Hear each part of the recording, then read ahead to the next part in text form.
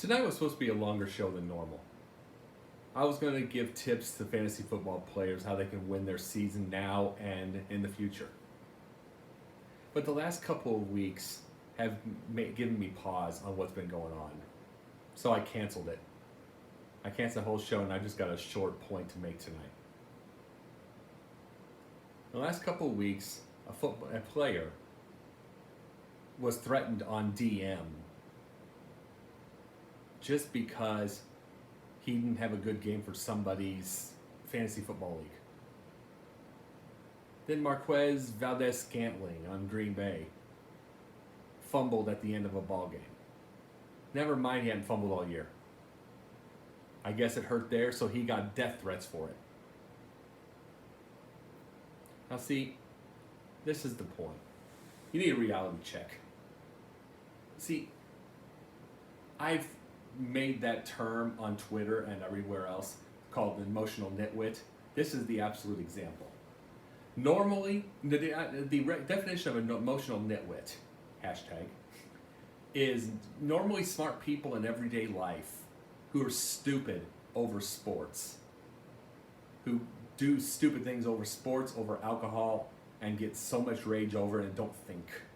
That's what emotional nitwit is, and that is exactly what these fantasy football players are doing. See, there is no real threat going on when you see something like that. Not at this point. But how do you know it won't be someday? Someone giving out their address, he doesn't feel threatened because 99.999% of those keyboard warriors wouldn't do a thing. They're not going to stand up to that guy. They're not going to say anything to his face. They probably would ask for his autograph if they saw him. But that 0.1%, 0.0001%,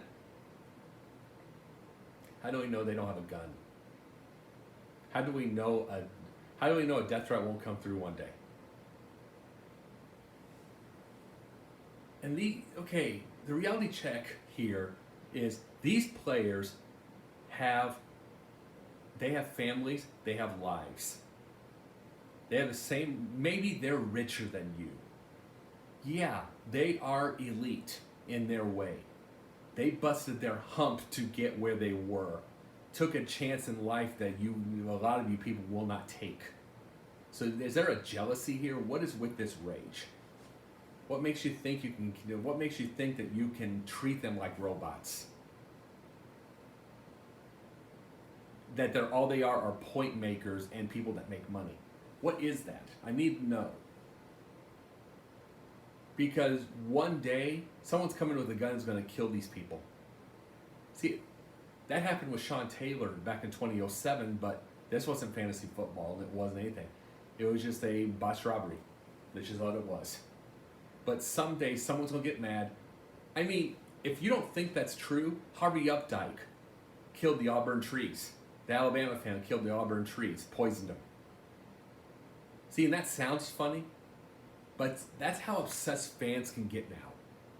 And maybe they've always been obsessed in a certain way, but the internet has made it about 40 times worse. It just has.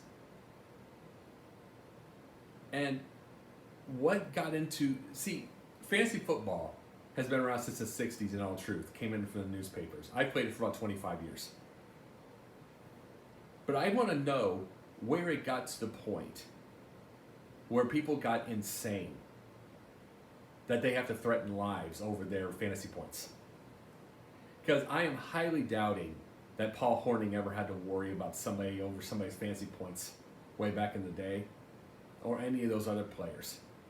They probably barely paid attention as it was in a few newspapers.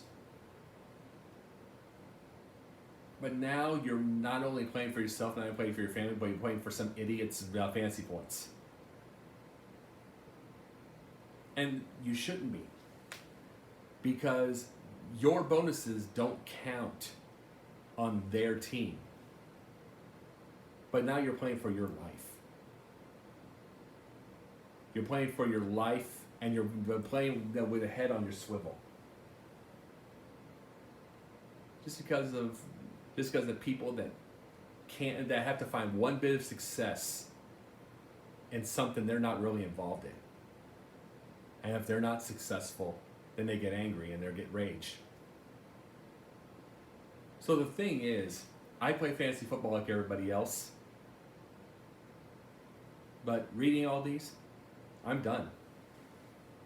I'll finish out the year, and I know I'm going to win it. But I'm done. You fans have ruined it for me. I've done this little project only for a couple of months now.